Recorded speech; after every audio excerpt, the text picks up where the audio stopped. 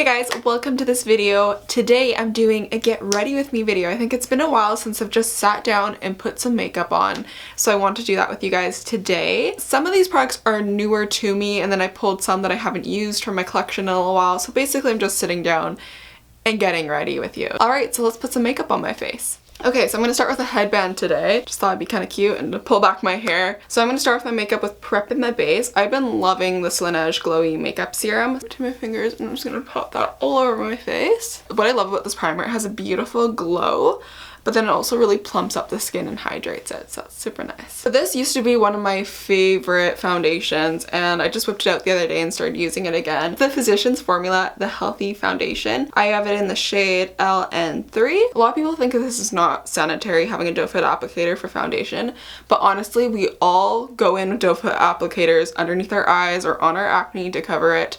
So it's not anything less sanitary. If not, it's a little bit better because it's not going directly on your acne. So I like it, it's fine. I actually find it kind of less messy. I am just gonna go ahead, pop that on my face. This is a very nice glowy foundation. So I basically just swipe that all over my face. And this foundation just looks like skin. Okay, going with my flat top JH03 foundation brush, and we're just gonna buff that into the skin. I've been kind of like falling back in love with my drugstore makeup. Just over the years, I feel like I've gotten rid of a lot of drugstore makeup. In the last week, I've been kind of revisiting some in my collection. It's been a little while since I've really taken a look at the drugstore and seen what's new. Okay, and like always, taking my Nars Creamy Soft Matte Concealer and then just doing quite a bit of pinpoint concealing. I'm dealing with a lot of scars right now.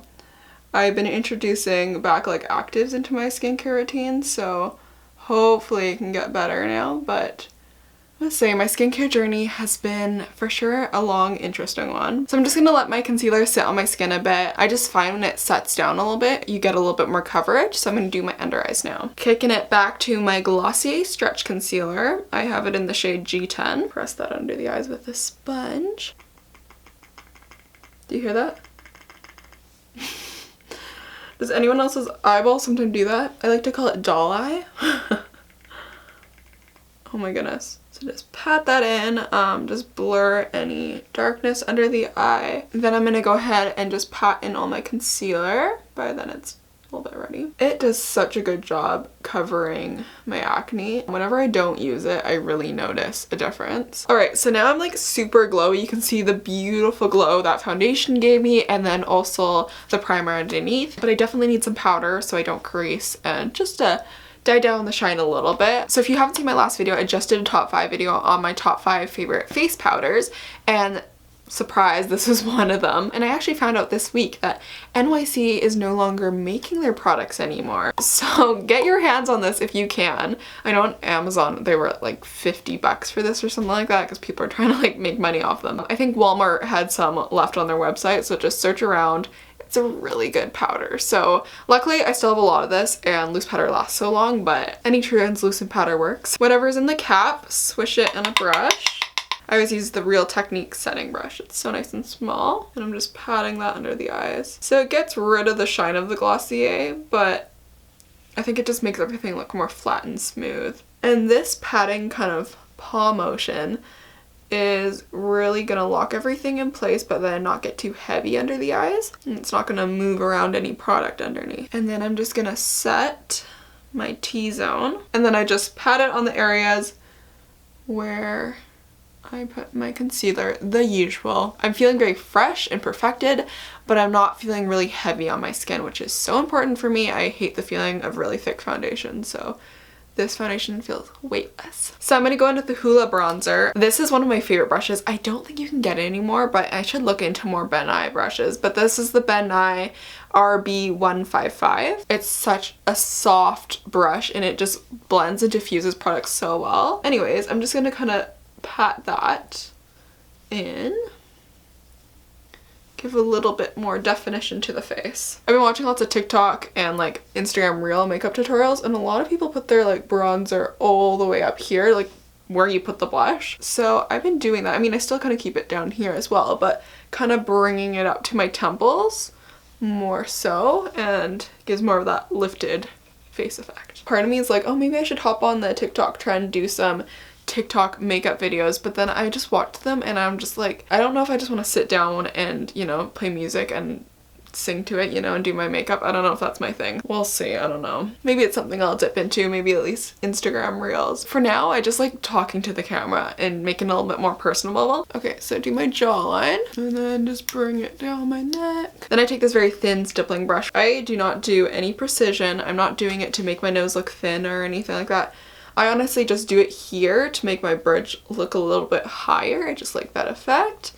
And then I just like to make sure my nose is not being forgotten. And then I get so much like dimension and color back into my face, but then my nose doesn't get any product. So then I just go on the tip of my nose and just kind of do the bronzer. Okay, so with my makeup, I've been trying to go a little bit more like simpler and quicker. I just don't want to spend so much time fussing around and making things so precise. But I've been using the same brush as my bronzer and going with my blush.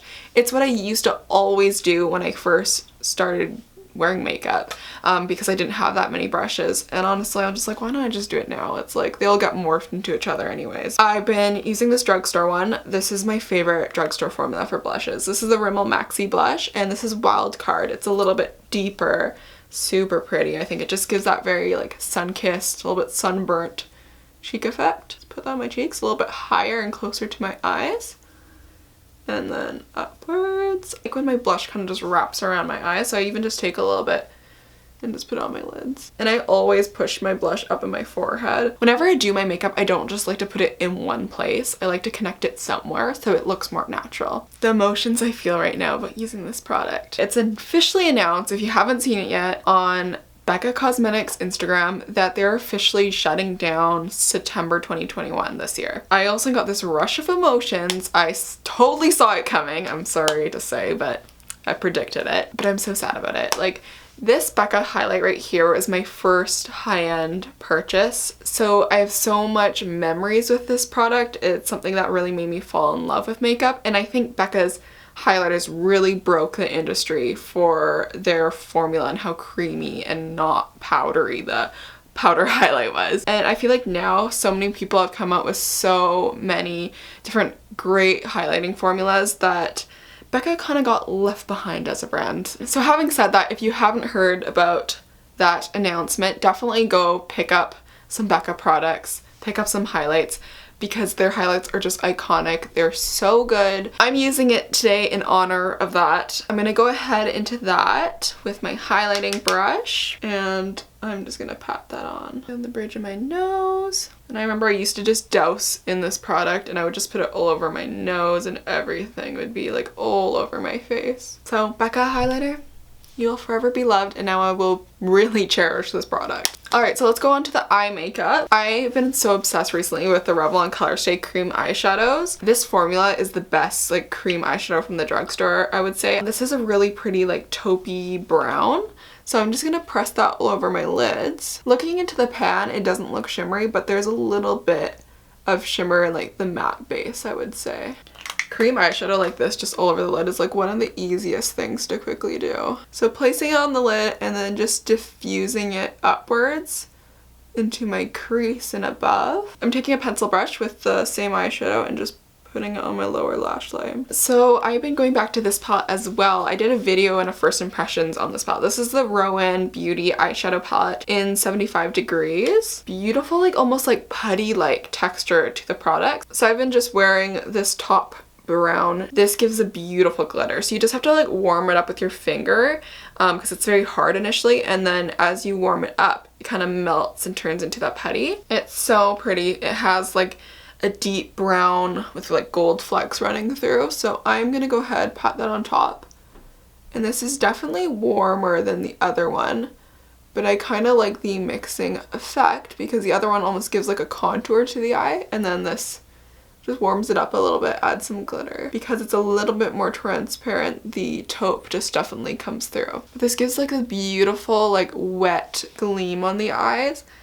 Beautiful sparkle running through. I'm gonna let my eyeshadow just set down a little bit, and I'm just gonna quickly take a little pause. I'm gonna do my brows off camera, and then I'm gonna come back, complete this look with the lashes and the lips. Alright, so I'm gonna curl my lashes, get them ready for mascara. The MAC Extended Play on both my top and my bottom lashes.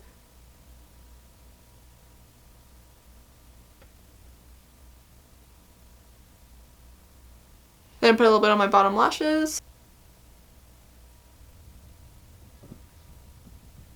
The MAC Oak Lip Liner. It's my favorite lip pencil. So I'm going to go ahead and line my lips with that.